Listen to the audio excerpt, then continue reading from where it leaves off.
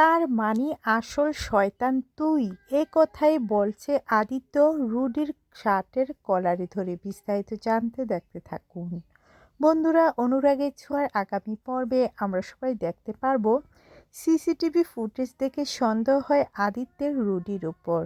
যেভাবেই হোক রুডিকে ধরতেই হবে। এদিকে রুডি সমস্ত কিছু অস্বীকার করে, কিন্তু সন্দেহ কোনোভাবে যায় না রুডির উপর থেকে। তাই তো সুদীপার সঙ্গে পরামর্শ করে আদিত্য, আর সুদীপাকে সমস্ত কিছু জানায় সিসিটিভি ফুটেজে কিভাবে ওই রুডির হাতে থাকা ঘড়িটা দেখেছিল আদিত্য।